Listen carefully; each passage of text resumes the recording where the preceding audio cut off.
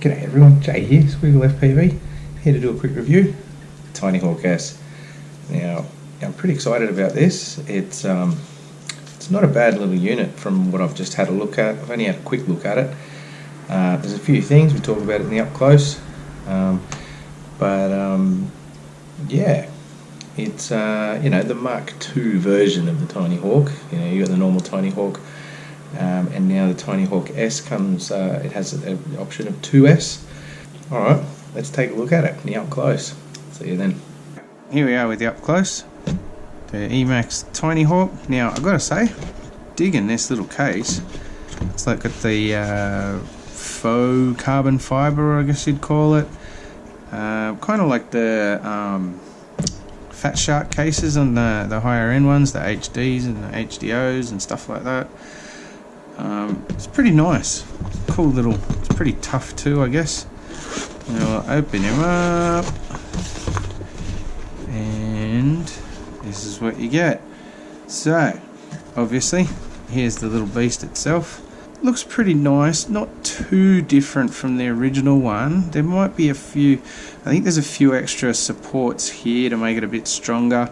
Yeah, we've got the 4-blade props on it, which I believe on the original TinyHawk they were called the turtle mode props. Interesting, because like this is one of the only ones where the motors are upside down, and they're a bit harder to get off these props. I think you just push in, you sort of hold there and then push there to get them off. It'd be the best way I can think of. Pretty much, if you try to take them off, I reckon you'll ruin them. So just swapping props is not a good idea on these, but they're pretty good props as it is. The board is the Maytech F411 F4 flight controller.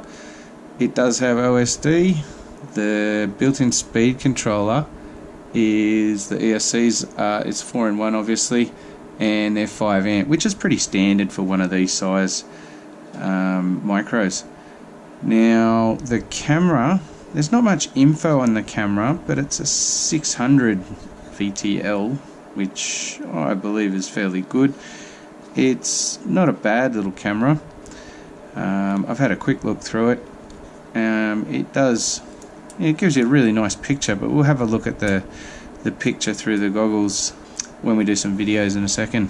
Now you also get your 2S battery, little one there, little 300 milliamp, and the standard 450 HV from Emax. Now they're the two batteries you get. You get your little pack of spares. What do you got? You got some standoffs there, a little screwdriver, another battery cable, a couple of screws, and these little rubber bands. Now I'll show you what the rubber bands are for in a second. Really cool idea, these. Don't know how long they're going to last and what you're going to do if you need to get spares, but we'll see how it goes. Now this is the charger. So the way it works is you got your 1S is on this side, you do 3 at a time, and your 2S, you don't plug it into here, you plug the balance lead into there, and you can do 3 of them at a time too. Now you can swap them here from normal to HV on the 2S, but the 1S is set at HV. So just be careful if you're using any normal lipos and you feel like giving this a crack. Only HV through this side, and it goes to USB. So if you get your little little plug, stick it in like that, and away you go. What else do we get in here? There's your spare set of props. Like I said, they're pretty tight around the whole motor on these props. I don't know if you can see. You also get a couple of stickers, standard on most things. Your little book on how to put everything together, tells you how to bind it, what the VTX settings, how to, I haven't read it, but I think it shows you how to unlock the rest of the channels. There's your flight controller, there's all that, and it gives you a quick flight demonstrator, tells you how to use it and all that sort of stuff. But you know, most people have a fair idea. It also tells you what to, so you got the Maytech F411RX as your target when you're doing flashing it. But when you're flashing it, be careful, because as it says here, 2S has its own rate profile. So if you're gonna flash the board, make sure you do a DF, like a diff all, and copy that, and then when you flash it to the next one, just drop all your rates and all your profiles and everything back in there, because yeah, they've dialed it back a bit for 2S. And it basically, yeah, so it says profile 1 is tuned for 1S lipos and will cause the drone to lose control on 2S. So it's obviously a bit too hot for 2S, so they dial it back a touch. Now, what I was talking about before with these little rubber bands, really ingenious way that these guys have thought about getting around the fact that a 1S and a 2S are different sizes. So what they've got is, instead of just a standard plastic battery tray, they got these little rubber bands.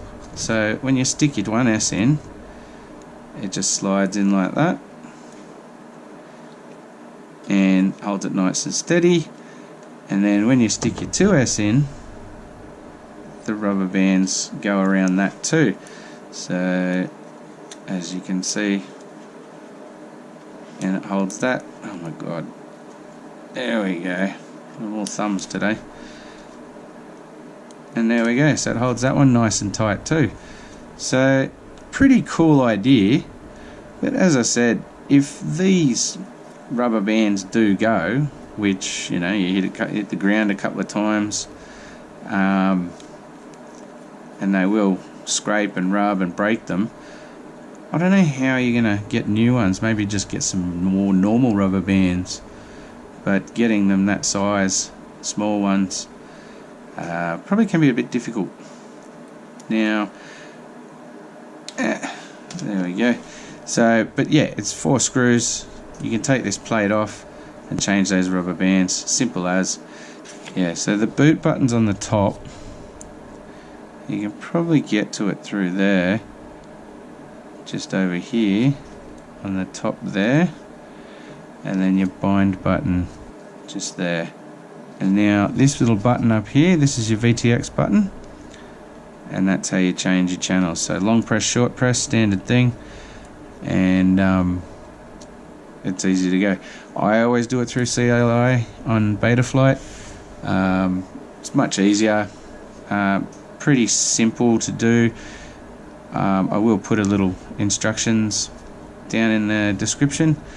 Basically, for most things, you just write get VTX, enter, and it'll tell you what channel, what band, what power, also what frequency, and then depending on what flight controller you have and VTX and stuff, you just write set VTX underscore band or VTX underscore channel, VTX underscore FREQ, and you set it to whatever you want. So I usually set it to 5800. It's very easy to remember. I am going to change it because it's way too close to like Wi-Fi and stuff like that. So, and then you just hit enter at the end of each of those. It sets it, and then at the end, don't forget to press, like, type in save, and then that'll save everything and reboot. So I'm going to go off and have a fly now, and we can have a look at the flight videos, see how it goes, and then I'll be back to have a bit of a wrap up at the end and my little, I'll give you my opinion of whether I think it's worth it or not. Otherwise, looks pretty good, it's pretty solid. I don't have any scales or anything, but it says that they weigh 30 grams, which is pretty cool for these. The frame feels pretty strong. Yeah, let's get it out there and we'll see how we go. Alright. Okay, so here we are out in the park. As you can see, it's really nice and stable. I'm a big fan. It corners quite well, and it's very, very easy to fly. But to get it so easy, they've had to turn the rates right down. So for loops and rolls and tricks and stuff like that, not really ideal. Like, I'll try and do a half S here in a minute, and it just like a big turn. So if you want to go off doing acro stuff, you'll have to play with your rates. But you know, just to have a bit of a race around a hall or something like that, or a track, or you know, indoor racing, which is becoming quite popular, this thing would be really cool as your first go. Even a second or third, you know. It's definitely not a B-Brain light with the Project Mockingbird stuff on it, but it's definitely good enough for someone who's, you know, like me, not super good at it, but not, you know, an ultimate newbie. But, you know, for a newbie, perfect. It's really nice, really stable, really cool, brilliant on 1S. I really like it. You know, you do a bit of, we'll do a bit of a throttle punch in a minute, but it's not the best on 1S. There we go. And then real slow. Yeah. Now, we'll just have a bit of a fly around. You'll see the cornering, you know, it doesn't really bobble too much. And whoops, there's a tree. Bit of scraggle, but straight back up. This thing is, like I said, I've belted this thing all over the place, and it's just keeps going. So yeah, well, it looks like the battery's giving me a bit of a warning up the top there. We'll have to bring it in, although I'm usually not too you know, good at that sort of stuff. I really don't notice until it's way too late. But and plus I love flying, so I try to milk the batteries for all they've got. But here, what we'll do too is I'll freeze frame the stats, and we can have a look at it up close, like a closer look at it. So we have 2 minutes 24 and 3.39 volts at its lowest, right? But this is the interesting thing. The battery now, it goes back up to 3.68. Resting voltage for a HV would be, or storage voltage would be 4.8 or 3.85, sorry. But 3.6 is definitely not under 3.5. So, you know, it'll get you back home until you can put the storage voltage in. Don't worry about the RSSI and the milliamps used. That's just nothing. I don't know what I'm doing there. I need to practice a bit more in Betaflight. So, yeah, but the 2 minutes 24 and the 3.39, yeah, not too bad. Now, here we are with the 2S. So as you can see, straight off the bat, much more acceleration, bit more punch. Still handles just as well. It just goes a little faster. But the interesting thing I want you to keep your eye on in that top right corner, look at the battery voltage already. It's already like giving me warnings to say it's under 7 volts. Now, like I talk about later where I was getting 1 minute 30, 1 minute 40, that sort of thing. But this particular one, this was a shocker. The battery's already screaming. There, see the same stupid rates. But just have a play with that, you know, and we can work that out. But with the battery, you know, it's already screaming, telling me that I'm under 7 or 3.5 volts per cell. But again, here we go. We'll pause it. Look at that. 51 seconds. Now, this is the standard battery from Emax, you know, 300 milliamp. I want to get some larger ones. I'll try 450s, but I'll talk about that later. But that 51 seconds, and that was a fully charged battery that I did that morning. Now, this second bit is the interesting part. The minimum battery voltage is 6.35, but then it comes back up to 7.35. That's a whole volt. Yeah, that's crazy when, you know, the 1S was only 0.3 of a volt. So I think there's something going on now with the quality of these batteries from Emax. Everything else about it, I'm stoked at. Just this 2S battery is not good. But anyway, let's have a look at the wrap up. I'll see you back inside. Alright, we're back. Now, as you can see from the video, it's really nice and stable, nice to fly, does pretty well. Although your rates, you know, doing flips and tricks and stuff like that, you might want to turn that up a bit, or, you know, work on your super rate, those sort of things. Just requires a little bit of tuning. But straight out of the box, brilliant for beginners. Brilliant for beginners. You know, intermediate can have a lot of fun with it too. Like me, I had a lot of fun with it. The only problem I have with it is the battery life. Now 1S, when I was using the standard battery, like the one that comes with it, they, you know, get about 2 minutes 30, 2 minutes 32 on average. I was using some RDQ, like race day quads 450s, so same battery, just different brand. It was getting a little bit more, got up to about 2 minutes 50, so you know, 2.5 to 3 minutes flying for a little mini quad is kind of about average. But as you saw in the video, whack the 2S in it, comes alive.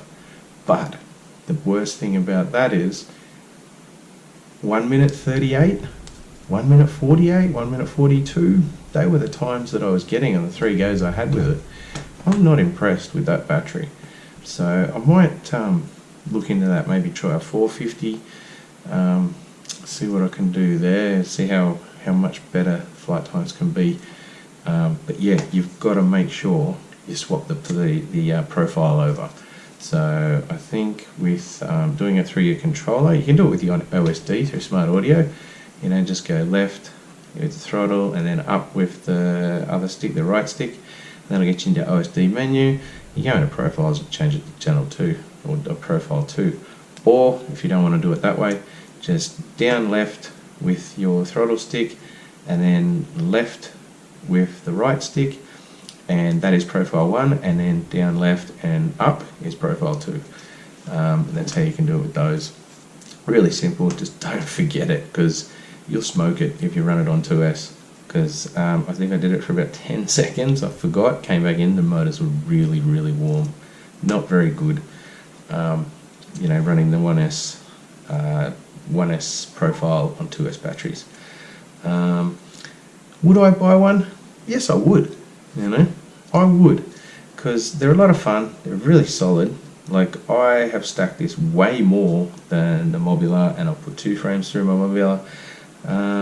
Trash can, yeah, definitely way more sturdy than trash can. But all in all, $100 US, definitely worth it. Definitely worth it, especially if you want to getting into it. If you got your goggles and your controller, one of these, brilliant for smashing around the house.